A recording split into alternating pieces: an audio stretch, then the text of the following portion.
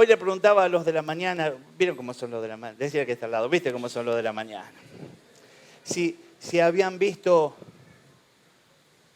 Shazam. ¿Alguien vio Shazam?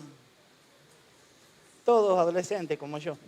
¿Y qué era Shazam?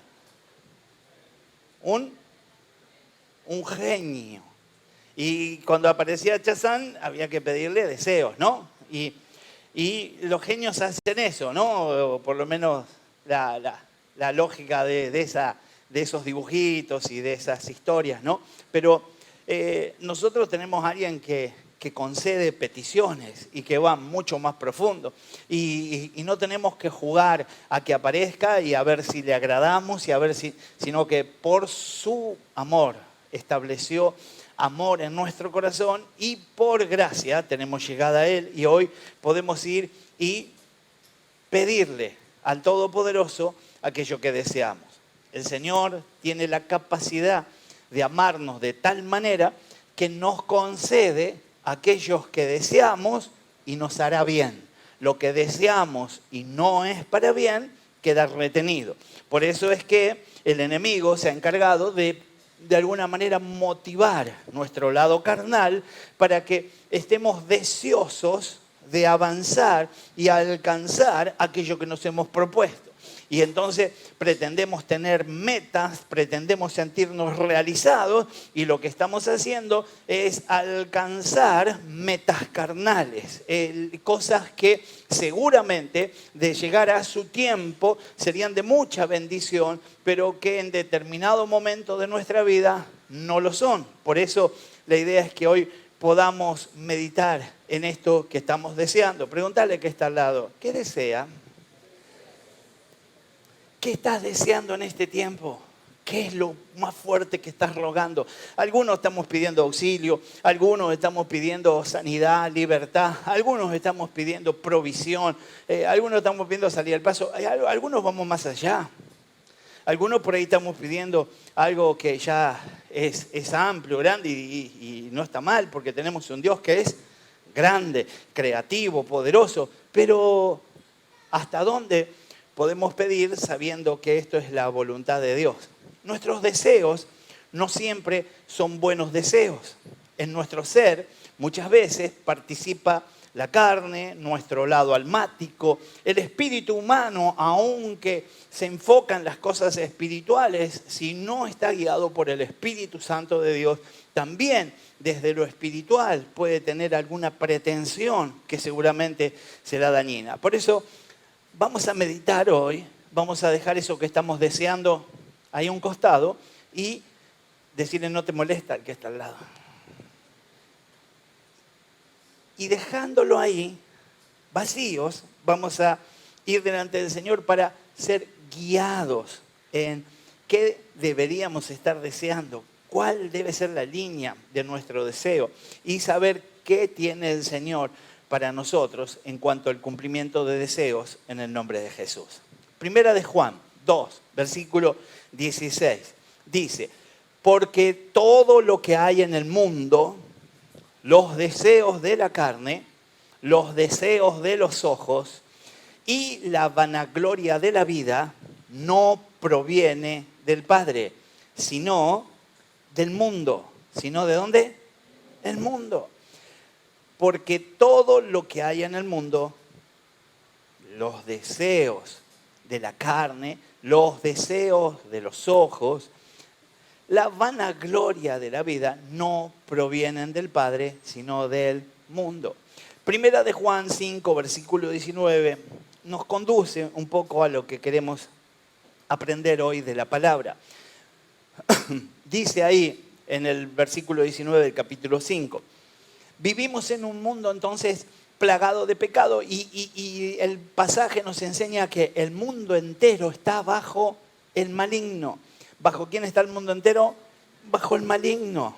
El maligno usa todo medio para herir, para inflamar, para hacer arder tu mente. Efesios 6, versículo 16 dice, además de todo esto, tomen el escudo de la fe, con el cual pueden apagar todas las flechas encendidas del maligno.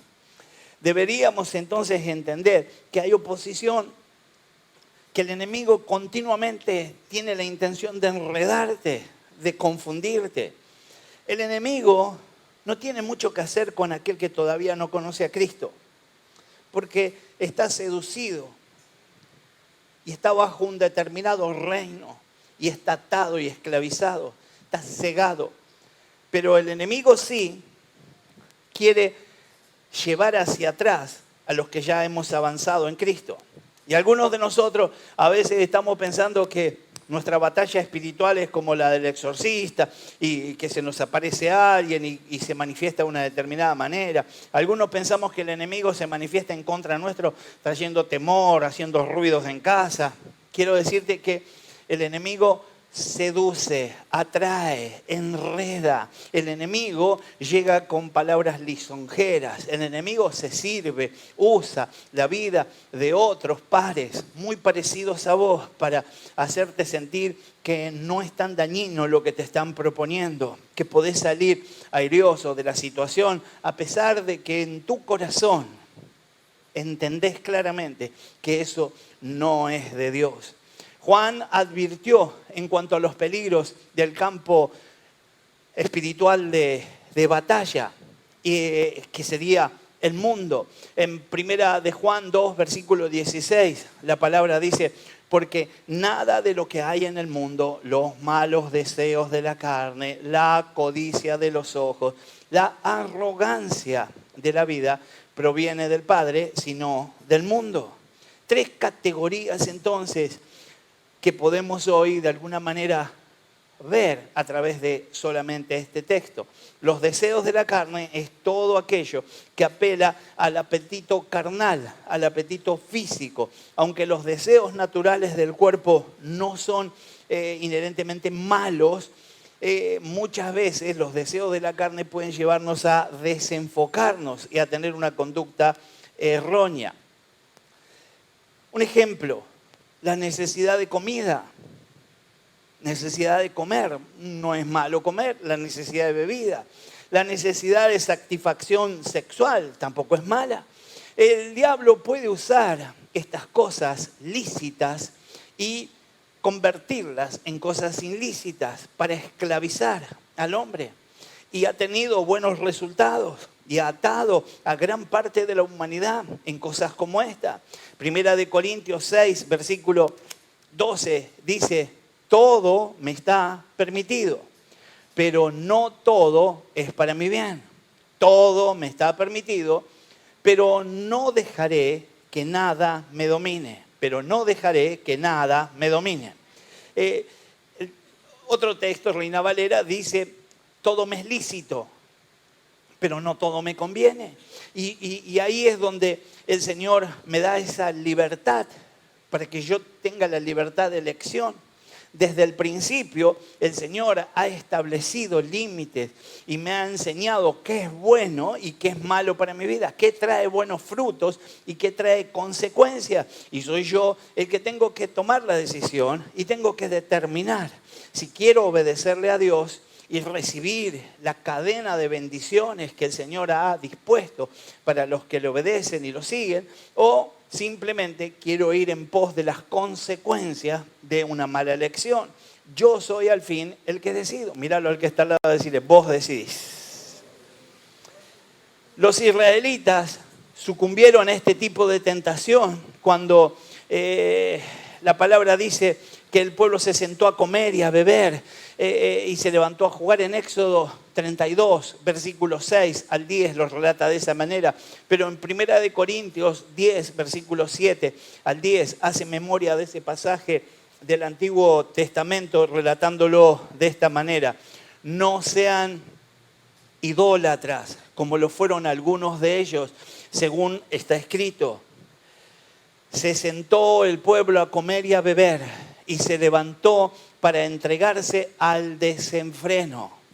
No cometamos inmoralidad sexual como algunos lo hicieron, por lo que en un solo día perecieron 23,000. Tampoco pongamos a prueba a Cristo como lo hicieron algunos y murieron víctimas de las serpientes. Tampoco murmuren contra Dios como lo hicieron algunos y sucumbieron a manos del exterminador. El diablo trató de tentar a Jesús también.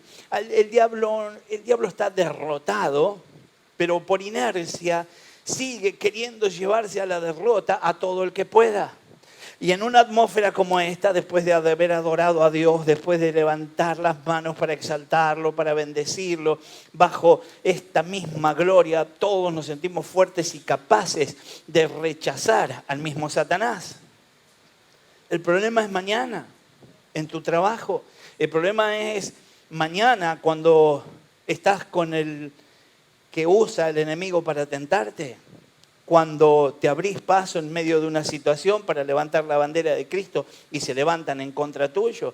Cuando tenés que decidir sin que nadie te vea, sin que nadie te juzgue, solamente Dios sabrá lo que haces, si haces el bien o haces el mal. El problema es mañana, el problema es pasado.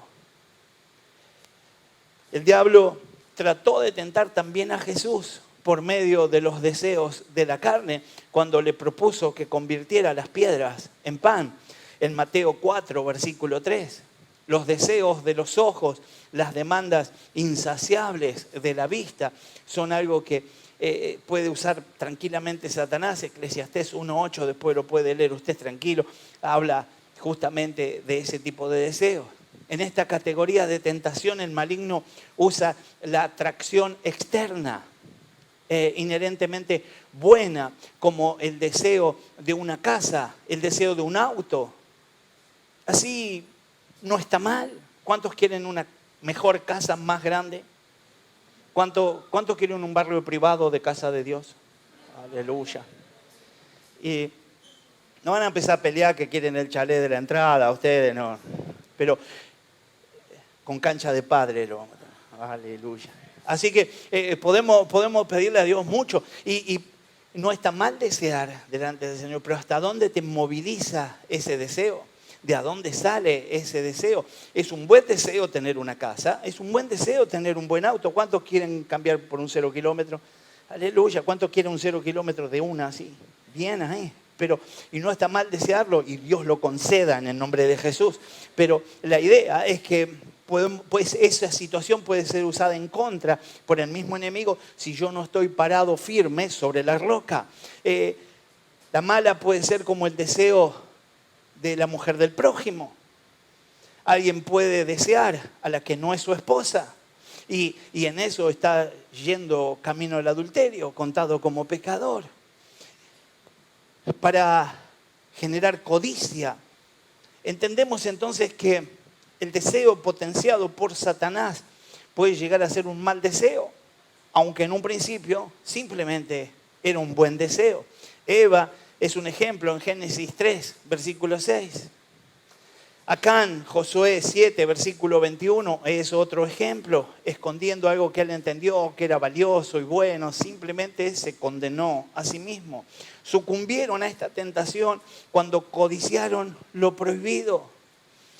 Tenemos que entender que hay cosas que parecen que jamás llegarían a nuestra vida, pero lo mejor que nos puede pasar es pedirle al Señor que lleguen y que lleguen de su mano y serán de bendición para cada uno de nosotros.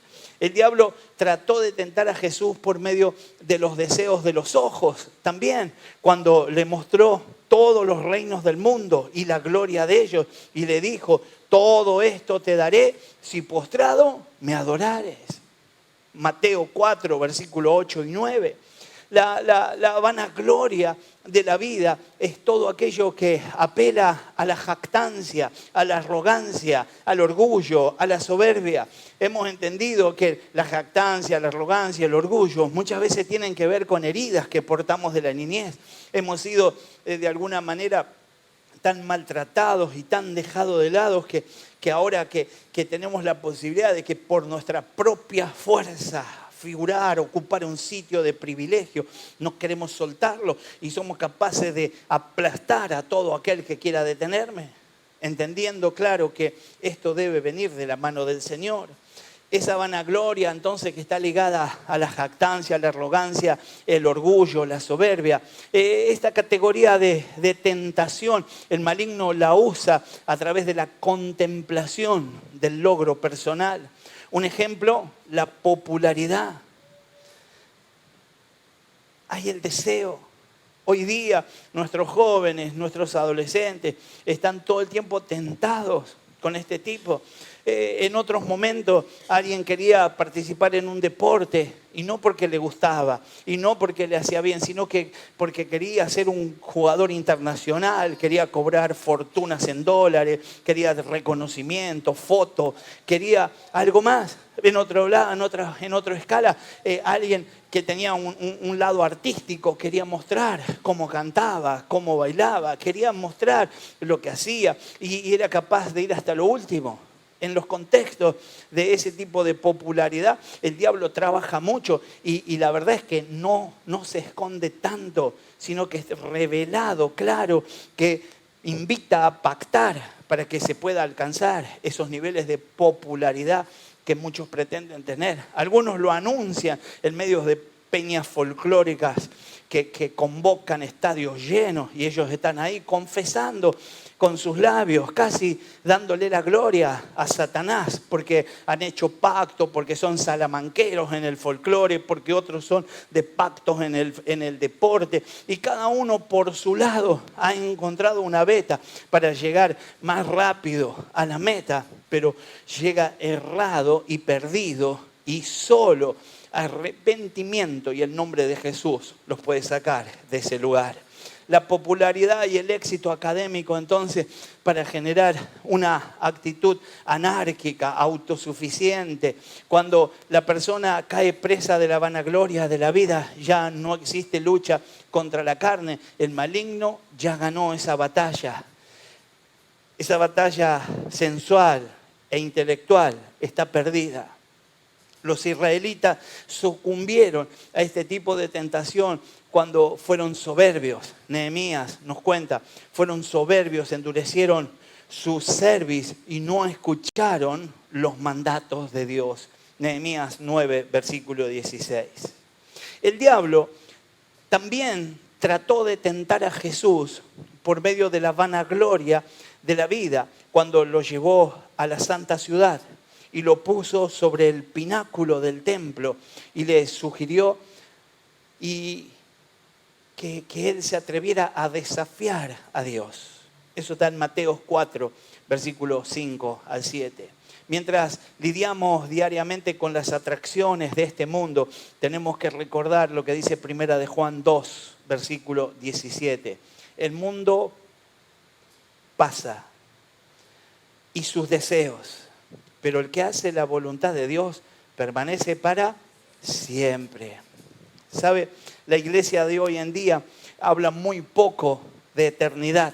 La iglesia de hoy en día habla muy poco de salvación y vida eterna. La iglesia de hoy en día parecería que está esforzada en tener un departamento de publicidad que muestre que hoy hay milagros, que hoy hay prodigios, que hoy hay señales, que hoy hay libertad. Y todo eso es lo que enseñó Jesús. Pero todo eso tiene un único sentido. Alguien que es sano para que pueda tener vida eterna. Alguien que es libre para que pueda tener vida eterna.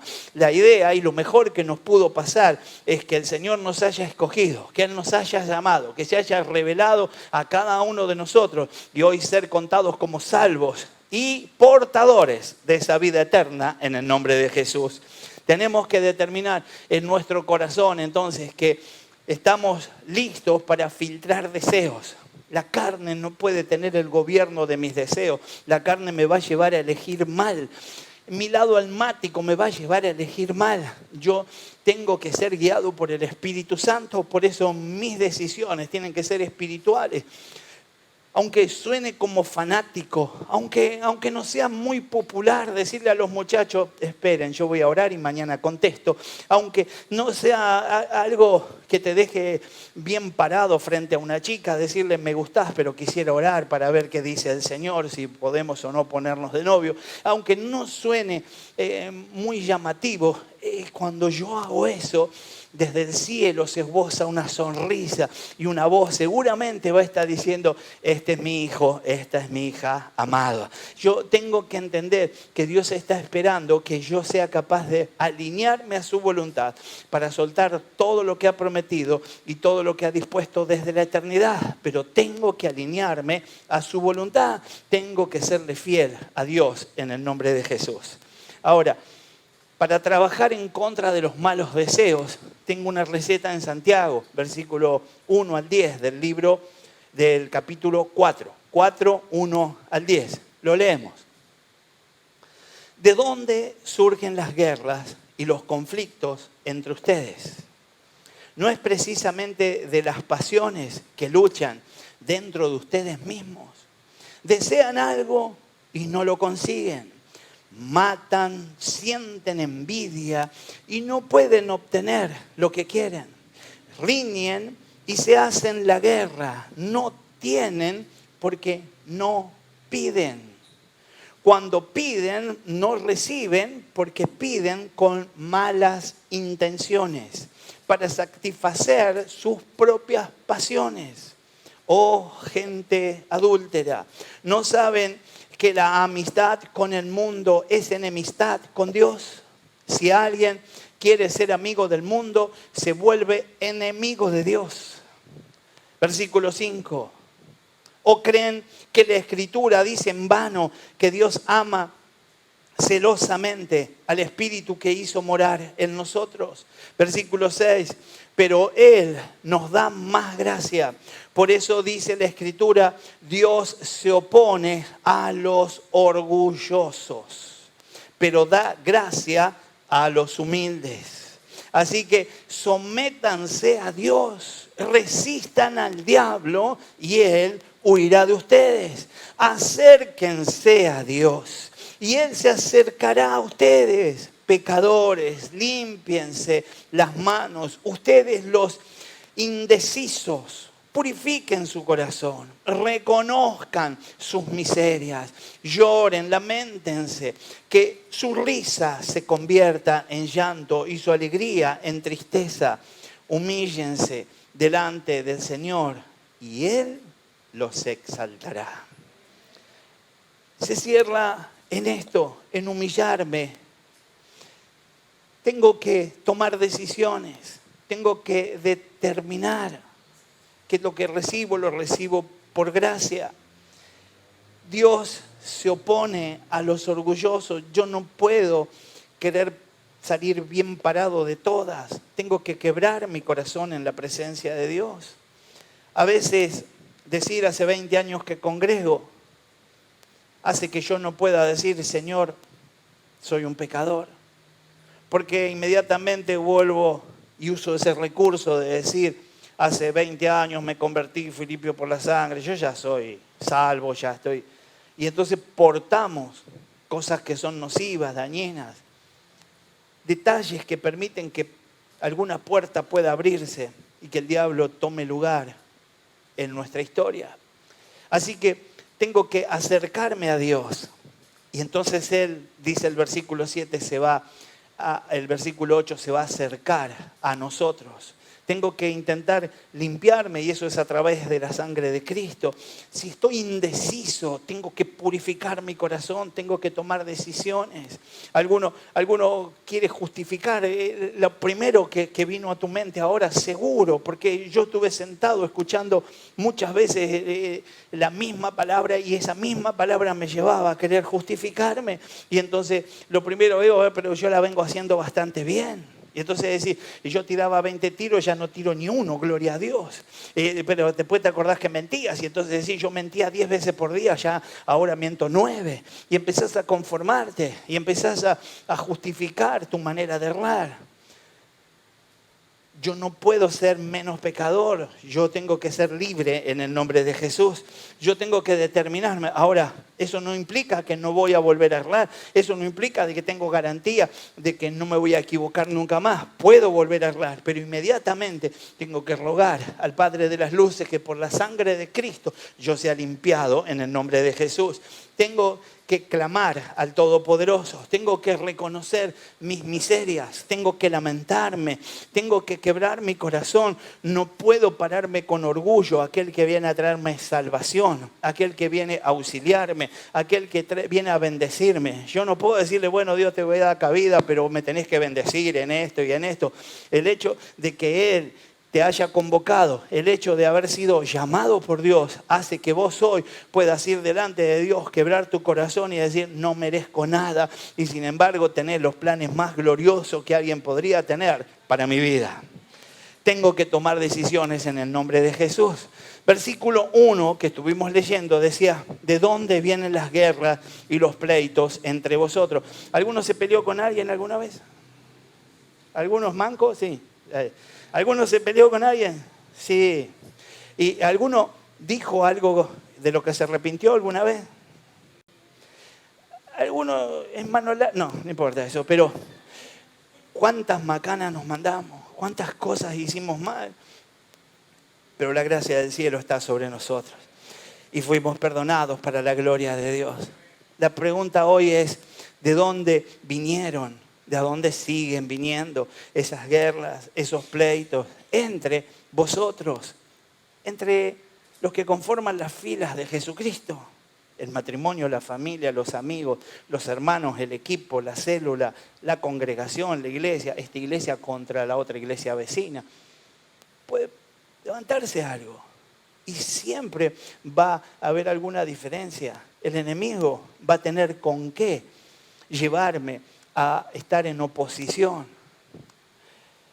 El mismo versículo pregunta, ¿no es de vuestras pasiones las cuales combaten en vuestros miembros? Tengo que sujetar mis pasiones al Todopoderoso Dios.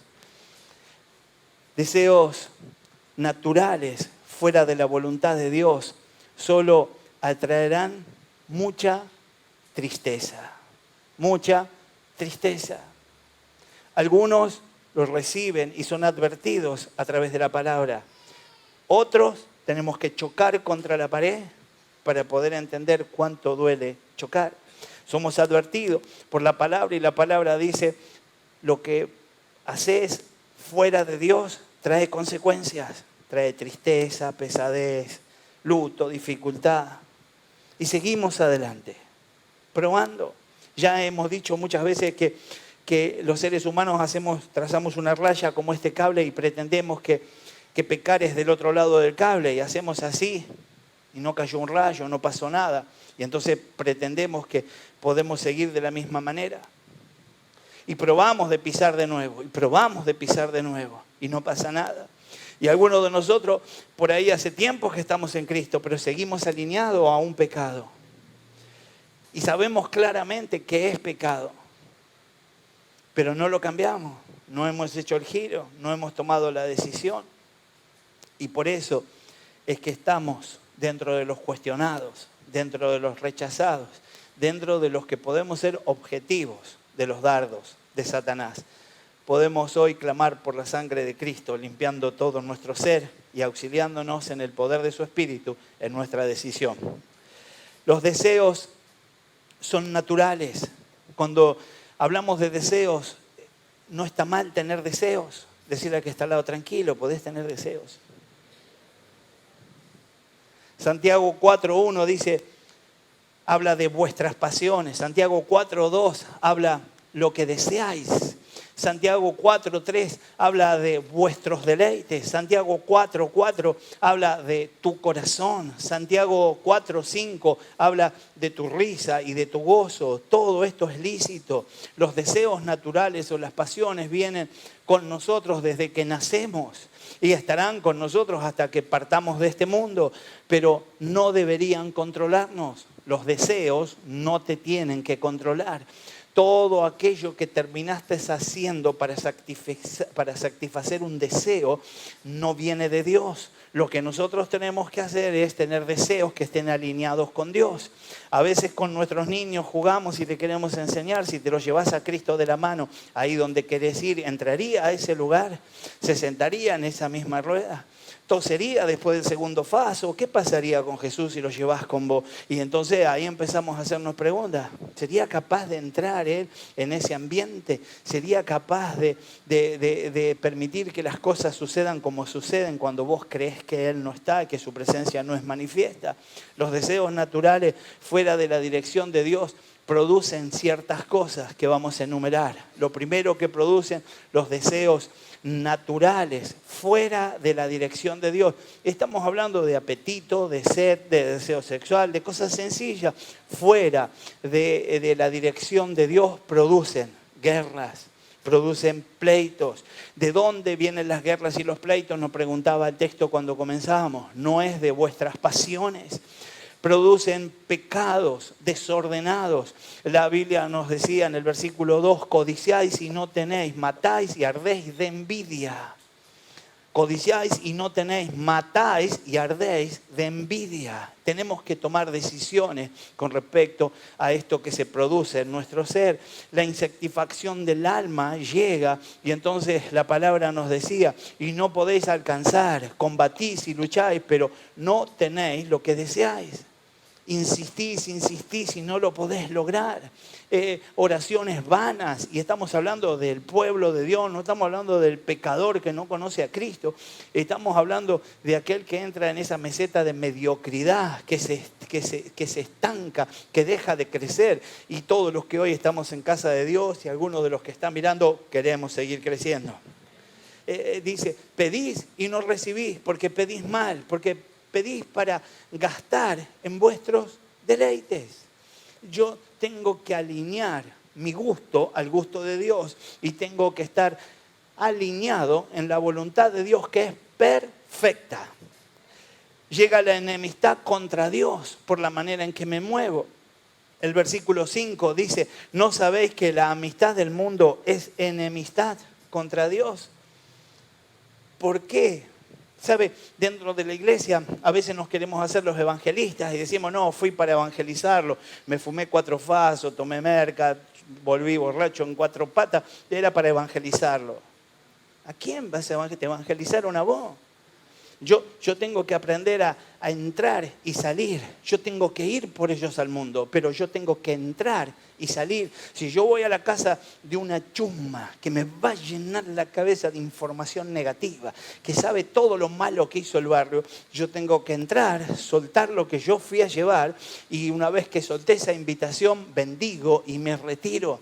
No me puedo quedar a escuchar qué está haciendo doña Filomena, cuántos novios tiene, si dejó alguna cabeza sana en el barrio. Yo tengo que tomar decisiones y tengo que moverme con autoridad del cielo, porque allí en el cielo está mi papá.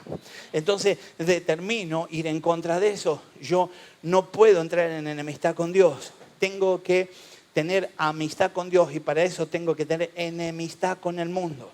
Tengo que amar a los perdidos, pero no tengo que tener amistad con el sistema. No puedo acomodarme a ese sistema porque ese sistema me aleja de Dios y yo tengo amistad con el Todopoderoso.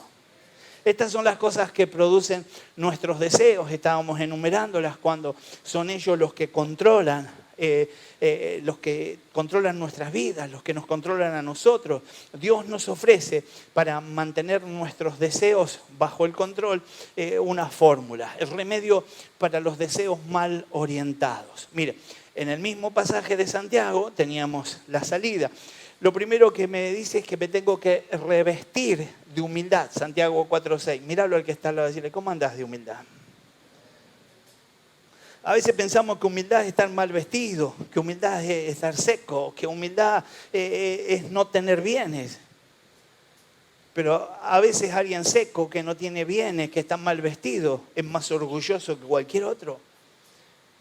Cuando hablamos de humildad, hablamos de algo espiritual, de alguien que es manejable, que es formable, que se deja dar forma por las manos del Señor.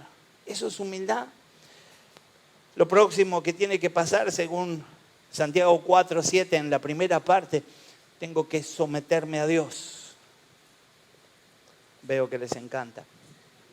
Tengo que someterme a Dios. Ahora ya les va a gustar. Tengo que someterme a Dios. es la única manera que puedo llevar adelante el paso siguiente. Algunos pretenden resistir al diablo sin someterse a Dios. Algunos quisieran tener la fórmula de un exorcista callejero que me pasó por unos mangos y que diciendo estas palabras se tienen que ir las maldiciones, los conjuros, las ataduras. Si yo no tengo las cosas bien con el Señor, si yo no estoy sometido, mi autoridad en el Señor me da autoridad sobre lo que se quiera poner delante mío. Cuando yo estoy sometido al Señor, puedo resistir al diablo y el diablo huye en el nombre de Jesús. Por eso el versículo 4, versículo 7, pero en la segunda parte me habla esto de resistir al diablo. Y esto de resistir al diablo es en toda ocasión y aún preventivamente tengo la capacidad de resistir. Vos sabés lo que es de Dios y vos sabés lo que no es de Dios. Y a veces te querés autoconvencer, a veces querés caminar por la linita, a veces querés decir que eso era la iglesia antigua, que eso era lo que antes se usaba, que en la modernidad las cosas son distintas y terminás cometiendo errores. Lo que es de Dios antes, ahora y siempre. Y lo que es del enemigo fue del enemigo antes, ahora y siempre. Y si el discernimiento espiritual funciona y el Espíritu Santo me auxilia, si yo soy capaz de presentar esa situación delante del Señor, Dios trae luz. Dios me da fuerza a través de la palabra y entonces puedo tomar decisiones y resistir al diablo en el nombre de Jesús. Ahora, cuando resisto al diablo, porque estoy sometido a Dios, tengo el próximo paso, 4:8 de Santiago, dice que me mantenga cerca de Dios. ¿Cómo tengo que mantenerme? Cerca de Dios. Yo no puedo darme el lujo de tener batalla espiritual, llévala a mí, después hacer la mía desde la carne, porque otra vez abro puerta y otra vez se levanta el adversario en contra mío. Yo tengo que permanecer. Por eso yo me gozo en que ustedes hoy están en la casa de Dios. Decir al que está al lado, tremendo brother. Qué bueno que estén en la casa de Dios, qué bueno que estés congregando, qué bueno que vayas a la célula, qué bueno que estés atento a lo que Dios quiere hacer con tu vida en el nombre de Jesús. Dice la Biblia en Santiago 4, versículo 8, en la parte B, que también tengo que limpiar las manos. Yo he cometido errores, he tocado cosas que no tenía que tocar, he usado las manos para cosas que no tenía que usar y pude clamar que la sangre de Cristo se haga cargo de esa situación y yo fui limpio. Ahora me toca a mí encargarme de conservar la limpieza de esas manos. Necesito pedirle al Todopoderoso Dios que me auxilie para estar limpio en el nombre de Jesús. Tengo que purificar mi corazón, Santiago 4, 8 en la parte tercera de este pasaje. Tengo que purificar mi corazón. Mi corazón se purifica colocando todo lo que es de Dios. Para esto tengo que sacar todo lo que no es de Dios. Todo lo que es de la carne que ocupa espacio en mi corazón tiene que ser quitado en el nombre de Jesús. Gracias, yo y la hermana lo vamos a sacar. Tiene que ser quitado en el nombre de Jesús. Yo entiendo que cuando hablamos de estas cosas, aparece Sabanás y empiezo a sentir cierta modorra, cierta distracción. Él quiere quitarme el mensaje que Dios tiene para mí y soy yo responsable de estar atento a ese mensaje glorioso que desde la eternidad está viajando para que un día como hoy llegue a mi vida y yo pueda descubrir y pueda alcanzar todo lo que antes no había alcanzado. Tengo que purificar mi corazón, tengo que llevar más de Jesús cada día. Tengo que guardar en mi corazón buenas acciones, actitudes de oración, de alabanza, de adoración. Tengo que guardar en mi corazón palabra de vida. Tengo que permitir que el río del Espíritu se manifieste de tal manera que mi corazón luzca puro y transparente para la gloria de Dios. El versículo 7 me da el último consejo y me lleva a que sea capaz de arrepentirme. Santiago 4, desde el versículo 9 al 10, me habla de arrepentimiento. Parecería que el arrepentimiento es para los pecadores que recién llegan a Cristo. Yo hace años que estoy en la iglesia, yo no tengo, dentro de las filas del Señor muchas veces cometemos errores y hemos aprendido a querer justificarnos. Algunos de nosotros sabemos muy bien que el hecho que hemos cometido es un pecado, le desagrada a Dios. pero intentamos dar explicaciones. Nos damos explicaciones a nosotros mismos, a un tercero, y a veces se las queremos dar a Dios. Y le decimos, vos viste cómo me miraba, vos viste lo que me hizo, vos viste que empezó, vos viste. Siempre queremos justificarnos. Lo que tenemos que hacer es desear de todo corazón el arrepentimiento que el Señor puede darme y tomar ese arrepentimiento y portarlo en el nombre de Jesús. Aplicando entonces esto que estamos mencionando, lo primero que tengo que hacer es comenzar cada día consciente de que estoy librando una guerra incansable contra mis propias pasiones. Mis propias pasiones son uno de los peores enemigos. Es lo que usa el enemigo para llegar, para seducirme, para atraerme, para enredarme, para llevarme al error, para ponerme en condición de pecador. Mis pasiones tienen que estar sujetas al Señor a través del servicio, la alabanza, la adoración, involucrarme, ser de bendición. Llega un momento en donde cuando yo soy ministro, cuando yo soy aquel por donde fluye y el Señor da, empiezo a entender que no se trata solamente de pedirle a Dios que me bendiga, que me bendiga, que me bendiga. El Señor dice, te bendeciré para que seas de bendición, y yo tengo que tomar decisiones, tengo que pedirle a Dios que no se detenga, pero yo tengo que fluir llevando el mensaje, predicando, orando por los que están perdidos, clamando, rogando y confesando la victoria de Cristo, la victoria de Cristo. Así que no tengo que dejar de orar y pedirle fuerzas al Señor para nuestro hombre interior, para nuestro ser interior. Necesito fuerza celestial, necesito que el Espíritu Santo me renueve día en día. Tengo que memorizar versos bíblicos, tengo que guardar en mi corazón palabra del Señor para poder en el momento preciso hacer declaraciones gloriosas de lo que el Señor hizo por mi vida. Le guste o no le guste al diablo, y se tendrá que retirar en el nombre de Jesús. Tengo que vivir humillado en la presencia de Dios.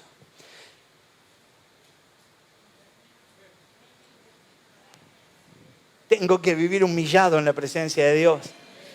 No te creas en ningún momento que sos fuerte, que sos capaz. No te creas que a vos te tocó más fácil que al otro. A todos nos tocó igual de difícil y todos tenemos que hacer batalla y todos tenemos que levantarnos en el nombre de Jesús. Tengo que someter todas mis debilidades al control del Espíritu Santo y darle la gloria a Dios en todas las cosas. Todo lo bueno que hiciste fue para la gloria de Dios. Y todo lo bueno que vas a hacer será para la gloria de Dios. Ahora, para ya poder ir redondeando, la idea es que podamos meditar en tres deseos profundos. Hablamos de los deseos de la carne, de los deseos que pueden estar alineados al mismo Satanás, desalineados, están atados a mis pasiones, pero ahora puedo determinar que tengo deseos profundos de hacer la voluntad de Dios. Y alguno pudiera estar luchando con esos deseos, y hoy vamos a recibir inspiración divina para que mis deseos se entornen a los deseos de Dios, a los deseos de Dios. Éxodo 33, versículo 11, nos cuenta: hablaba Jehová a Moisés cara a cara, como habla cualquiera con su compañero. Y él volvía al campamento, pero el joven Josué, hijo de Nun, un servidor, nunca se apartaba del medio del tabernáculo. Nunca se apartaba del medio del tabernáculo. En cuanto a Josué, entonces, leemos que era hijo de Nun, descendiente de Efraín. En Primera de Crónicas 7, 22 al 27 lo puede leer. Nació bajo la esclavitud egipcia cerca de 1500 años antes de Jesucristo. 2 meses después del éxodo, de haber salido de Egipto, fue nombrado como ayudante de Moisés. Salió victorioso en un ataque de los amalecitas. Como representante de la tribu de Efraín, exploró la tierra de Canaán. Josué se opuso al informe que daba la mayoría de los espías, insistiendo que si Israel era fiel a Dios, podía conquistar Canaán. 40 años más tarde de esa ocasión, Dios designó a Josué como sucesor de Moisés. Está en Números 27, versículo 18. Destruyó Jericó, obtuvo una extensa fama, según Josué 6, versículo 27. Realmente fue el Señor quien le dio las victorias a Israel. En un periodo de 6 años, Josué tomó toda la tierra. Josué 11, versículo 15 y hasta el 23. ¿A qué se debió el éxito que tuvo Josué en su liderazgo? ¿A qué se debe ese desarrollo? Quizás ahora podamos meditar en 3 deseos profundos. Todos tenemos deseos. Decirle al que está al lado, vos tenés deseos. Ahora, ¿por qué no alinear mis deseos en los deseos de Dios? ¿Por qué no inspirarnos en un personaje como Josué para decir, yo quiero tener los deseos de Josué y ya dejo de malgastar mi tiempo, dejo de malgastar mis fuerzas en algo que no me conviene, que me perjudica, que aún me hace daño? Lo primero que pasó con Josué es que tuvo un deseo profundo de aprender. ¿Un deseo profundo de qué? Aprender. Por años él permaneció junto a Moisés. Él observó a Moisés mientras seguía a Dios de una manera casi perfecta. Él aprendió de Moisés a orar de una manera personal. Aprendió intimidad. Aprendió cómo obedecer a través del ejemplo de Moisés. Aprendió de Moisés del ejemplo de obediencia. Vio a Moisés obediente y fue inspirado a ser obediente. Aparentemente Josué también aprendió del ejemplo negativo que le costó a Moisés el gozo de haber entrado en la tierra prometida. Aprendió sujeción, aprendió a amar la palabra de Dios. Hay mucho por aprender con personas que tenés a tu lado, con el líder de tu célula, con quien estás juntándote a tomar unos mates, que también tiene a Cristo en su corazón, con la palabra que se ministra desde el púlpito cada fin de semana, con los desafíos que van surgiendo a través de los diferentes eventos, a través de la Universidad de la Vida, a través de ser parte de diferentes equipos que alcanzan diferentes cosas, como por ahí pueden ser los grupos evangelísticos, los intrépidos y valientes. Lo próximo que había en él era un deseo profundo de servir. Josué era un servidor de Moisés. Para ser un líder es necesario tener un espíritu de servicio. Dios conocía perfectamente que Josué tenía un espíritu de servicio como ningún otro. Josué había servido fielmente a Moisés alrededor de 40 años. Esto demostraba a Dios que Josué estaba dispuesto a servirle no solo a él, sino a todo el pueblo. Si querés ser un líder, empezá a demostrarle a Dios tu fidelidad. Sirviendo fielmente. Decirle al que está al lado, voy a servir fielmente. A Dios se le sirve con un corazón perfecto. Esto es buenas motivaciones. ¿Qué tiene que haber? Buenas motivaciones. Primera de Crónica 28, versículo 9. Dice Salomón, hijo mío, a ti te pido que reconozcas la autoridad del Dios de tu papá. Te pido que siempre le sirvas con un corazón puro, un espíritu entusiasta, porque el Señor siempre mira el corazón y conoce todos los pensamientos de los hombres. Si lo buscas, Él dejará que lo encuentres, pero si lo abandonás, Él te rechazará siempre. Josué tenía ánimo voluntario y eso es, no hacía las cosas por quedar bien, no hacía las cosas por obligación, no hacía las cosas por competir con aquel que sí lo está haciendo. En las filas de la iglesia, tristemente, vemos que hay gente que tiene deseo, añora servir al Señor y busca su espacio. Y cuando alcanza su espacio, su único objetivo era que sea quitado quien estaba anteriormente para poder estar. Y ahora que están, ya no tienen intención, ni son los mismos en el momento de servir. Que Dios nos dé esa gracia y que podamos serle fieles siempre. Josué fue entonces el que actuó por pura voluntad. Y cuando tenía que cuidar y nada más que cuidar, cuidó y nada más que cuidó. Cuando tuvo que ir a la batalla, ir al frente, fue al frente y estuvo en la batalla. Cuando tuvo que aceptar que la mayoría tuvieron temor, se cayó. Cuando tuvo que abrir su boca e ir en el nombre de Jesús, fue. Cuando tuvo la oportunidad de estar al frente, estuvo al frente y tuvo autoridad.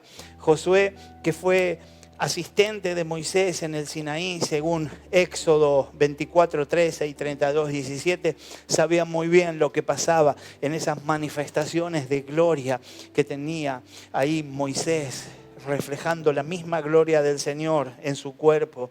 Él cuidaba la tienda, le cuidaba la carpita a Moisés. Éxodo 33, versículo 11 dice: y hablaba el Señor con Moisés cara a cara, como quien habla con un amigo. Después de eso Moisés regresaba al campamento, pero Josué, hijo de Nun, su joven asistente, nunca se apartaba de la tienda de reunión. Cuidaba su posición. Números 11, versículo 28, dice: Josué, hijo de Nun, uno de los siervos escogidos de Moisés, exclamó: Moisés, Señor mío, deténlos.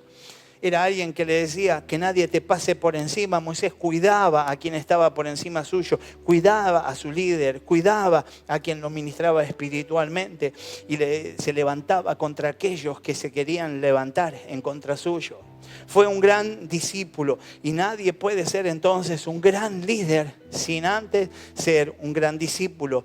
Si solo quiero ser un discípulo, tendré que contemplar que quiero serlo y nada más. Pero si quiero ser un gran discípulo, tengo casi la satisfacción y la certeza de que seré un gran líder en el nombre de Jesús. Por último, un deseo profundo de liderar. No está mal querer liderar, está perfecto. Lo que hay que estar en comunión con el Señor como para saber cuál es el tiempo, cuál es el momento y disponerse de todo corazón. El nombre de Josué y Josué quiere decir salvación de Dios. Josué fue el hijo de Nun, que quiere decir resistencia. Josué y Josué fue también el nombre del Cristo. Aquí resistencia está ligada a persistencia, a alguien que tiene continuidad, a alguien que no afloja, que no se corta a mitad de camino.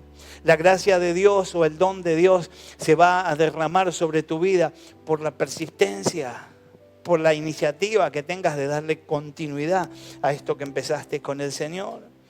Lidera basado a las promesas de Dios. La base sobre la cual Josué entraría a poseer la tierra era la promesa de Dios. Josué 1:3 dice: tal como prometía Moisés, les entregaré a ustedes todo lugar que toquen sus pies. Creyó en las promesas. Podemos ser de los que creen en las promesas. Lidera basado en la palabra de Dios, no según sus ocurrencias, no según las estadísticas, guiado por la palabra de Dios. Dios quiere forjar en vos un gran hombre, una gran mujer de Dios.